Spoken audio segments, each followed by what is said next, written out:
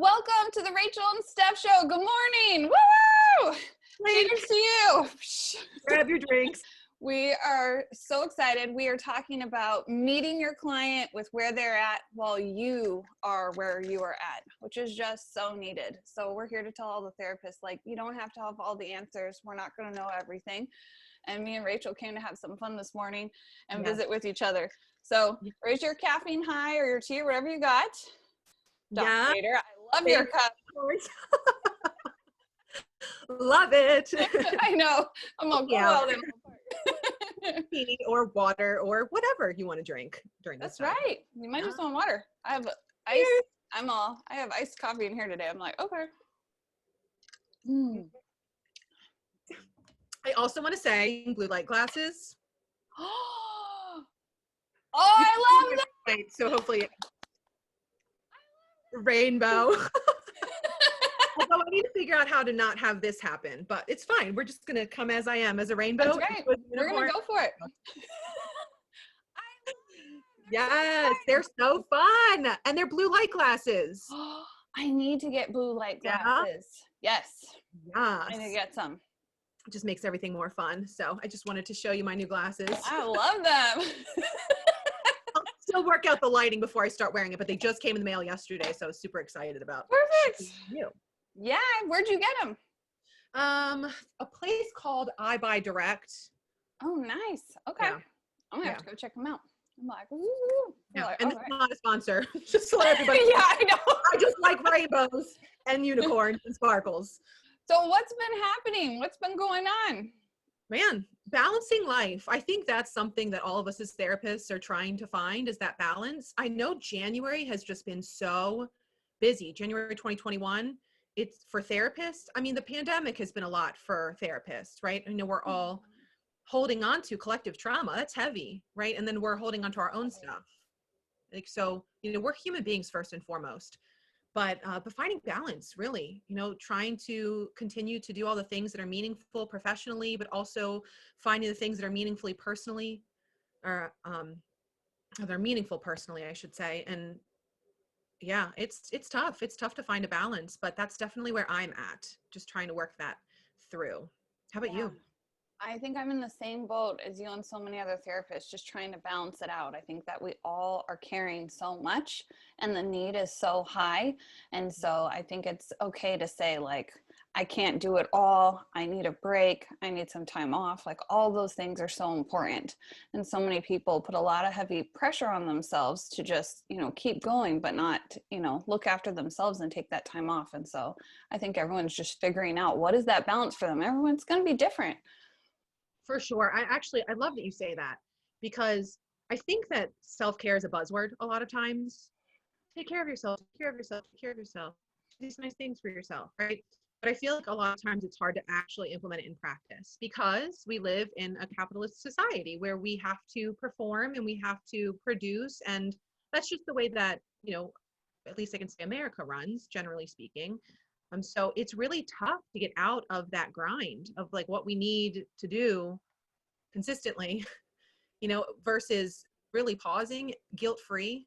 And I think, at least I can speak from my grad school experience, but I do think it's a shared experience for a lot of people, that like ultimately you're taught in school, make sure you're taking care of yourself, self-care, but like I don't ever see it actually implemented by professors or in the classes. I mean, not saying that they don't, right? I don't want to make generalist statements, but there's a lot of hard work as we're learning how to be therapists, and then we jump into the field, and then how do we navigate how to take care of ourselves when we weren't really taught, or it wasn't necessarily modeled, maybe in some of the sites that we were at.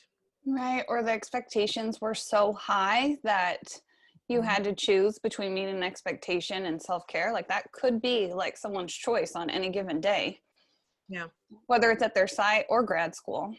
Yeah. And I know personally, just full disclosure, I definitely started overworking when I was younger as a way to cope. And I didn't realize that when I was younger, but I definitely did. So I started to have this, I don't want to say unhealthy, because I think that there was a purpose that was healthy, but in some regards, not the best work-life balance. And I think part of it was because I was just trying to cope. I was just trying to work through whatever I was going through, and, making use of my time in that moment. And then that's reinforced, because when you're accomplishing things, or you're doing things, or staying busy, that's reinforced.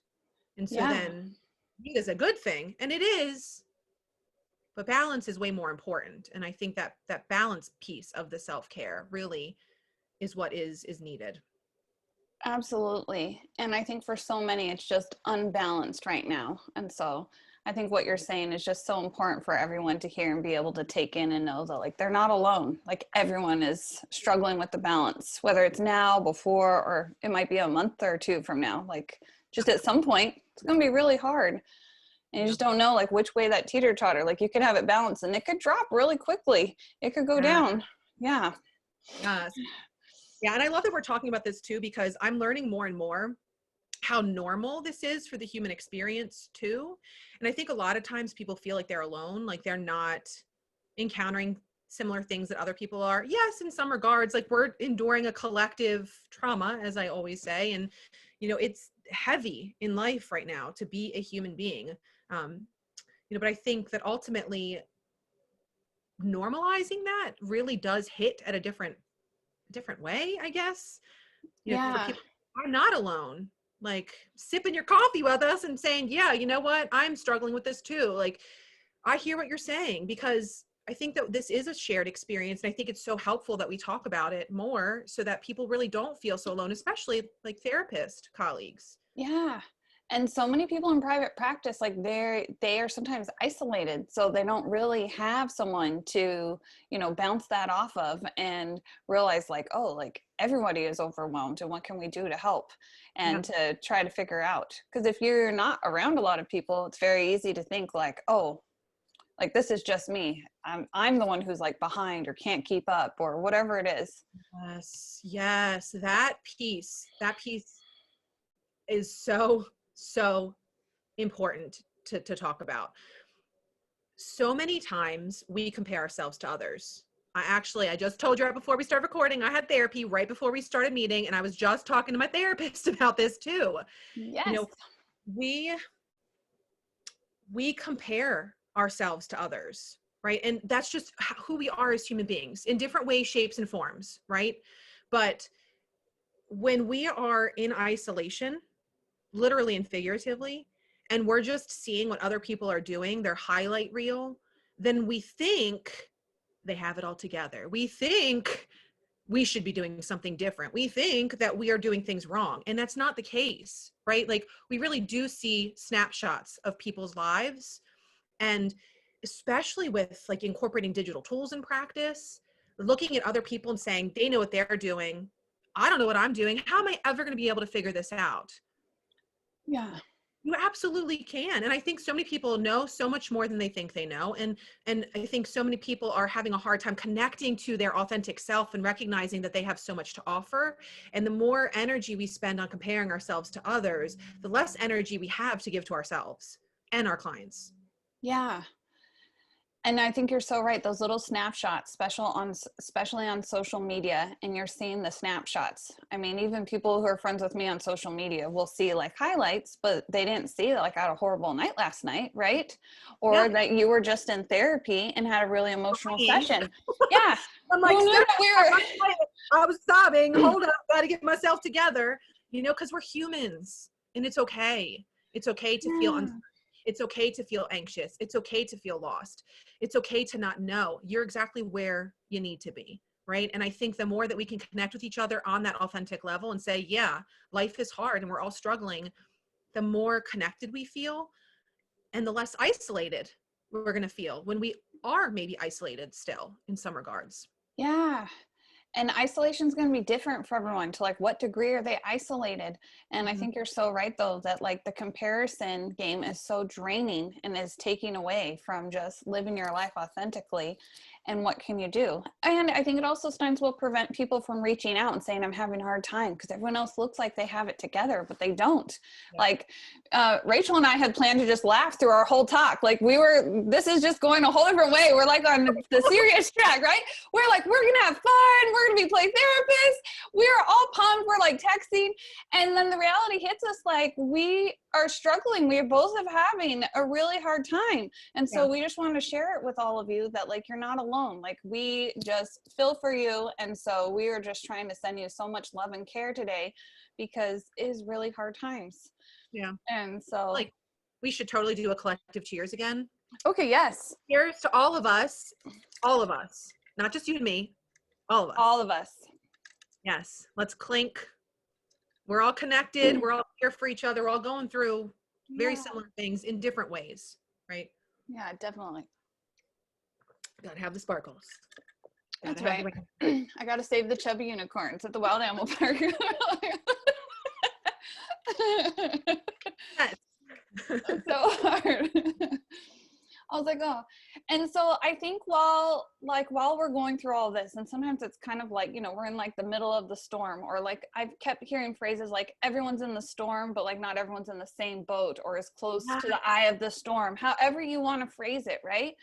And so, and a therapist once told me that like emotions are kind of like they're running like a river, and if you go over the bridge, then you just end up right back where you started. Like you have to like wade through them and make it like through your emotions, because if you just push past them, pretend like they don't exist, like they're still there, you just push them down, right? You just hopped over them. And she used to say, if you cross over the bridge and don't face your emotions, then you end up right back where you started. Like they're still right in front of you there. And then people just keep trying to go over the bridge. And so I just want to thank you for sharing your real experience with everyone today, myself included. Like I can relate to what you're saying, just like very clearly. Yeah. And I think talking about it more helps with that balance, right? That I think that's the underlying theme that I have in my life, is finding that balance and constantly finding it, right? And as you said, like sometimes it tips one way or the other, but yeah, I think just speaking about it truthfully is the most beneficial thing for all of us. And talking about emotions, that's the best way to feel, right? I am a feeler. I I didn't pick up on that at all. Oh, I don't know. Great. I know it's, but I embrace it, because it's something when I was growing up that I was always called a crybaby. I was always called overly emotional, and I'm learning more and more. It's because I'm empathetic. That's why, because I feel very deeply. And I think a lot of therapists are very similar. And so it's not only holding on to our own feelings, we're holding on to other people's feelings too. And it's heavy. So we have to work it through. Someone once said, we are a vessel for human emotion. I was like, yes, we totally are. And I live by that. And I agree with that wholeheartedly. And so we have to move them through. The way I move them through is through crying, through release, a very healthy cathartic release. I love to listen to calming music.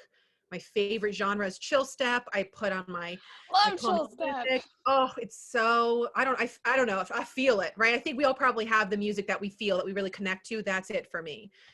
But yeah, feeling those emotions. We don't want to just go to the other side and still see those emotions there. I mean, we have to face them. We have to feel them. And that's exactly what we tell our clients to do. We're not any different. We're human beings just like our clients are. Yeah. And wading through and going at your own pace. Everyone's going to wade through at a different pace, you know? And I think the more that you have done it, right, the more familiar it is with you. And it's maybe, I don't know if I want to say easier, but maybe you're more likely to not hop over the bridge and start like wading through them and making your way through it. Yeah. Yeah. Absolutely. But I think one thing that is happening is that I think therapists are finding out that with all of the changes to digital and telehealth and everything, there are like really great learning moments. And so I was going to see if you wanted to share one with us today, like where you're just like, oh, I didn't even know this was going to happen, but here's something positive that came out of everything that's going on. Yes, I have the perfect thing to share. So okay. I would like to preface it with, I train on digital tools. I think they're so incredibly therapeutically powerful. And I suck at Roblox. I suck at Minecraft. I am terrible. It's awful. So I just want to be real. But I mean, but I can understand the therapeutic value. And I think that's where it's most important, right? Like my clients tell me what I need to know. So I don't need to know everything. I don't need to know how to work through things, all the ins and outs. My clients will tell me. And they love that. How beautiful for play therapy, for that sense of mastery and control, for a child to tell you, this is what you do. I consistently, actually, my clients consistently, I should say, are the only, let me say this again. Cut.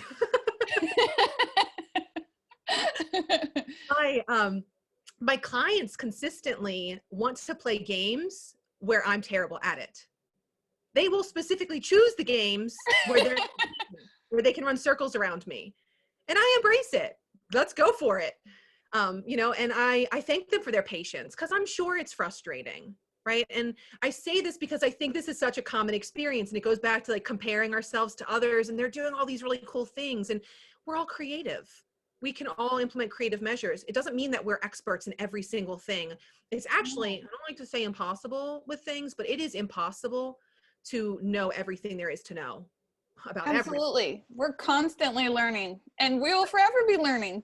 For sure. And honestly, when it comes to digital tools, children and teens do not want us to know some of what they're doing anyway. So once we start to learn everything, they're on to the next, because they don't want us to cramp their style. You know what I mean? So I like to say, be real with yourself about, like, it's okay to not know. So to go into what you actually asked, because I love to be long-winded and I love to give more details on what you ask. So I love all the details. Keep it going.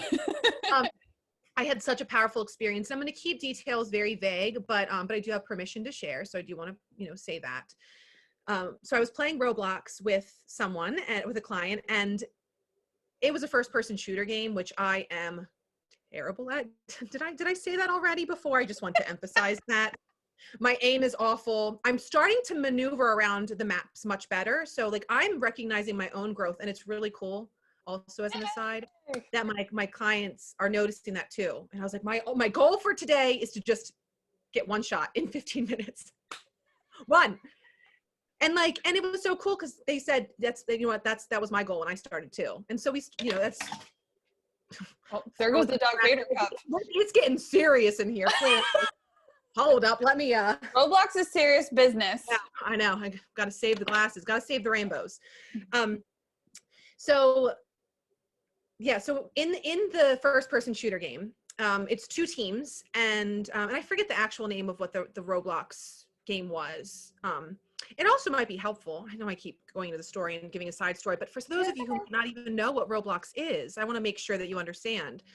So I like to just briefly explain. Roblox is kind of like the overarching name of a series of games. So Roblox is like the name of the app, or like the kind of like on Netflix. If I say I'm watching Netflix, everyone knows, but I could be watching a lot of different shows. Yeah. Yes. Yeah, that's exactly it. Yep. So within Roblox, there's all these other games. So there's dress up games. There's, as I said, first person shooter games. There's parkour games. There's competition games, right? But even thinking with play therapy, think of the theme. What is the overall theme of this game, right? Is it nurturance based? Is it aggressive based? Is it creative, expressive in nature? Is it a cooperative game where you have to work together? Mm-hmm. Yep. So I'm playing this first person shooter game. We'll come back to the story again. I'll get through it, everybody. I will. We're going to get through this. We're going to get together. But every time you like respawn, so after you would get shot and then you start over again, you kind of respawn at your start point, you would always have to run over this ladder. And I ran up the ladder and somehow fell behind the ladder back down and got stuck. I was like, oh, great, here we go, Rachel. Way to go. And so I'm on the teletherapy platform with my client, and I'm in the game with my client, and I was like, I got stuck behind the ladder. And they were like, oh, that's happened to me too. I was like, okay, good. And it was the sweetest thing. They came over, I could see them on Roblox, their avatar on the other side of the ladder, and I could see them on the teletherapy platform, right? So I'm seeing them virtually and virtually. Both ways. And it was the sweetest thing.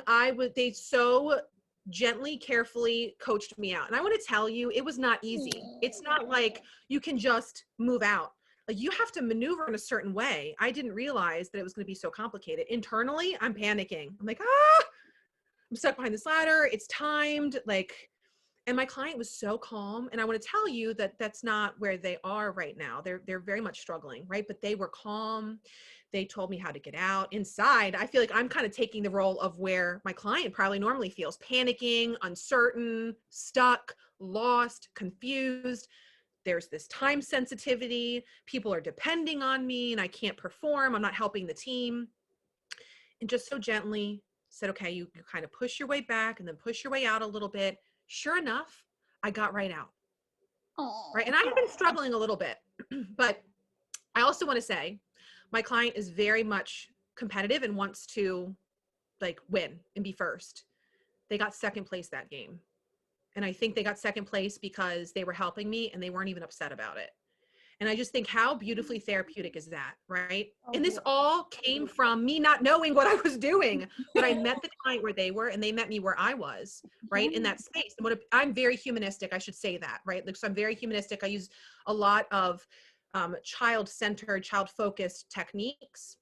I don't necessarily always use child-centered, the way it is done traditionally. I incorporate the techniques like tracking, reflection of feeling, reflection of content, but I do add more directive, questioning, more so because I'm just trying to learn about the game, because I don't know a whole lot about the games. And so I'm learning, and that helps me understand more about the themes and about just how things are playing out. But I am very client-centered, client-focused because I'm a humanistic psychologist. And that connection in that moment was so incredibly powerful and therapeutic. And it didn't matter if I was good at my aim, if I knew the map, if I was perfect at this, task. I wasn't. And, I very much think that we can be an extension of our clients in that space. I was play therapy is all about externalization. It's all about projection. That's exactly what happened.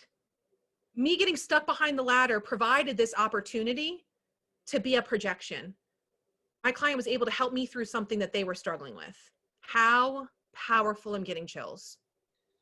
So beautiful. And especially too, that this changed the outcome for your game. Because I don't know about you, but as the therapist, if I'm playing a game and I know look, we're up against the clock, I want to be a support. I want to be a helper. I want to help them achieve, that goal. I don't want to keep them behind in the game.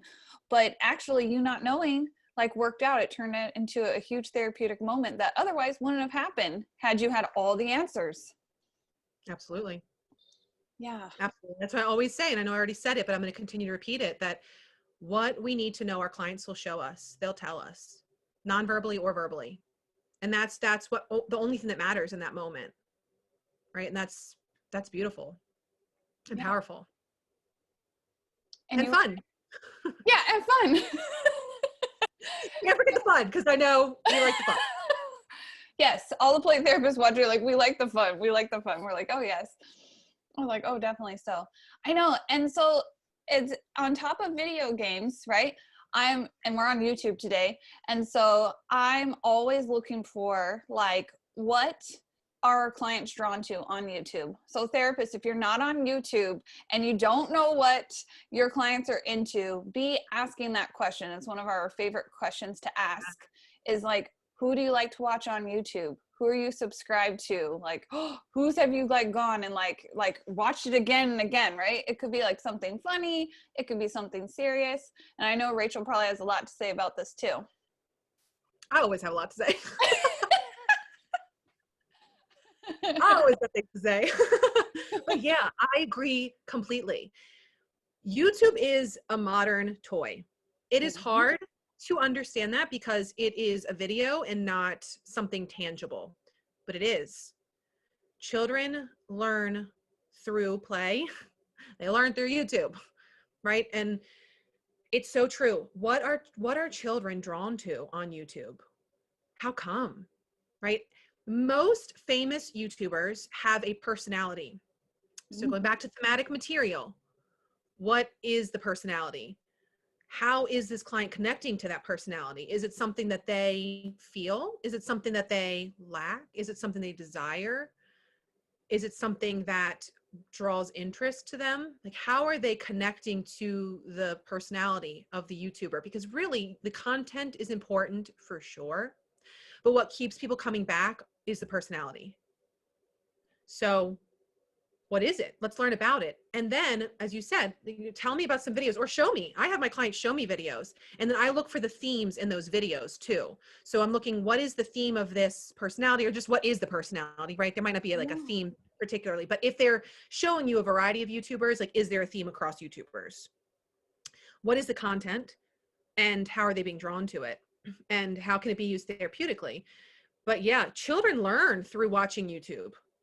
Yeah, and they watch, like, all of these kids who are playing video games, they're watching other gamers play Yes. video games on YouTube, right? They're watching kids play with toys or open toys on YouTube. Like, they're learning about the world through other people playing Yeah. games and playing with toys on YouTube.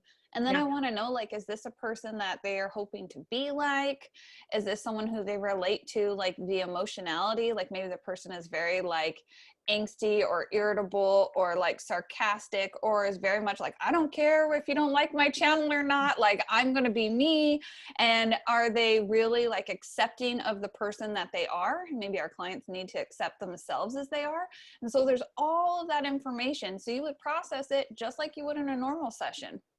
Absolutely. Yeah.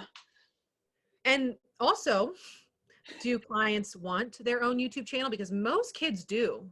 What Yes. would their channel look like? What videos would they make? You know, it's so much that you can learn through seeing what children are drawn to.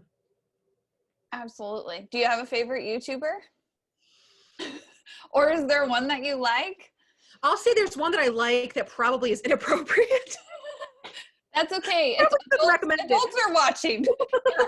It's not recommended for kids. I'll say, like, I do like humorous ones. You know, I definitely, obviously, I like to laugh. I like to make people laugh. I think it's so helpful. It's such a cathartic release to be able to laugh. It helps our minds and bodies tremendously. So I do like to find different YouTube channels where it's funny, it's humorous. I also, my husband and I like to watch a lot of compilation videos, especially like funny ones. So a compilation video is just basically a combination of a bunch of different videos of like a similar topic. So there might be like fails. And so there's like a bunch of different things where people are doing things, but they make a mistake and it's funny, right? Like, we can all laugh at it. It's humorous. It's not, you know, where they're getting injured or anything. But yeah, so I would say I like that. And then, of course, like, professionally, I love to watch your channel, what we're on right now. You're too sweet. No, it's true though. You're so creative and it's so fun. So I love your channel. I was like, you. yes. I'm like, how to make a digital playroom? I'm like, all right. Yes, I love it. Yeah, and I want to say with that too, like, total shout out to teachers, because I saw teachers were making virtual classrooms and I was like, oh, we need to jump on that. And that's where I got the idea to start doing a virtual playroom. And I think there were other play therapists doing similar things, or maybe even doing virtual playrooms as well. But they definitely are the MVP. So I liked watching, you know, some of those too. So I like to watch some educational type things on YouTube, but I do really try to spend a lot more time with like the humorous related things. Oh, and my husband loves to watch cooking shows, cooking channels. So, like, I love to watch it too. No, but it's pretty cool. So we'll watch, you know, cooking channels, and mostly cooking channels. I'm trying to think of what else, but like, really, it's just a bunch of different. It's okay. I put you on the spot. I was like, oh yes. Yeah. If you haven't checked out Rachel's YouTube channel, I'll link it below in the video description, and I'll even try to put it up on the screen for you. Go check it out. She has lots of great trainings and how-to videos and lots of information for play therapists and just even therapists. Like, even if you don't work with kids, a lot of it is still really helpful. And so it's so important.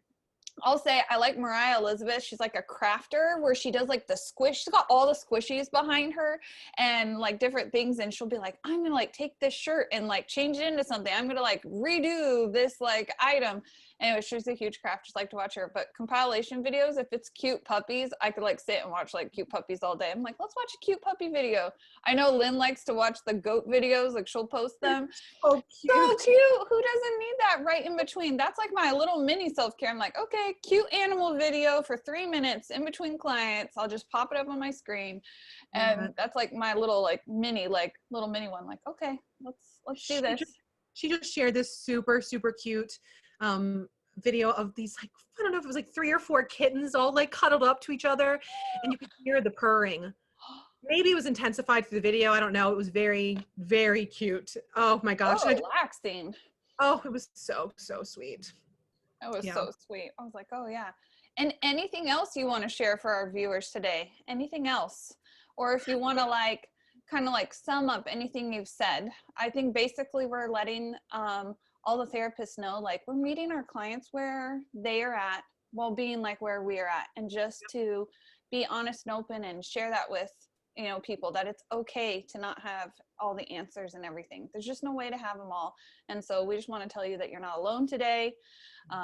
We just want to keep cheering you on with all that you have going on, but also cheering you on and doing self-care, taking time off, reducing your caseload, whatever it looks like for you. I echo that.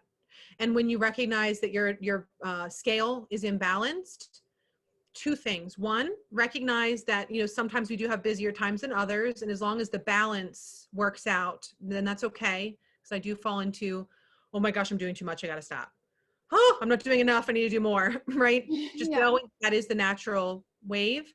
But then also continuing to be intentional with your balance and your self-care. And that when you don't have time, that's the time that you need it most. Yeah. So. You absolutely do. You need it most. I was like, yeah. And so we're happy to have you all reach out. We'd love for you to comment, like, what are you doing for self-care? What did you take away from this video? Maybe you just want to do an emoji coffee cup because you want to cheers with us today, whatever it is. We're having fun. Yeah. And we plan to be like, we plan to be really, really like silly or whatever, but we are holding space, and there's such, you know, there's so much need and so much hurt out there right now. And so we really just wanted to be ourselves, because this is what's really going on. And so we're going to have to do another Rachel and Steph show. So we're just going to have to do it. We're like, all right. Everybody. Let us know what you want us to talk about. We'll just talk on and on. I'm good at that. And I'm good at bunny trails. All of a sudden we'll be like, how did we get on this like random craft? I'm like, I don't know what to tell you. It started with therapy. Other than that, I can't tell you how we got there. But here's the thing, it's all connected. And this is what I love in therapy, is I can totally find the connection, right? There's always a connection, but we're meant to be here. You know, we're meant to take the trail that we took, and that's the direction we took. We have other trails that we can take. Just let us know where to go. Go there. And that's what we needed to talk about too. It's like, as much as we're trying to be helpful, like we had a need to talk with one another and be here and support one another today. So I just want to thank you so much for you are very authentic and caring and kind. You've just been so encouraging. And I just wanted to thank you so much just for all that you put out for me and all the other therapists. So thank you so much. And thanks to you as well. I echo all that you have said about the recap, about, you know, just us being here together, all that you do for the community, for your clients. You know, I appreciate you tremendously, and I'm so grateful for this space. You know, as I said, it was all rough before starting, not with us, but like, my own emotions. And so I just worked them through, and I'm feeling good about that. But it definitely, you know, I needed some cathartic release. I needed some laughter and some connection. So thank you for that too. Oh, me too. I was like, oh yes. I was like, oh my gosh. Oh, I'll send you hugs. I'll give you some big air hugs. Social distance. We're staying safe. That's right. Thank you so much. Awesome. Thank you.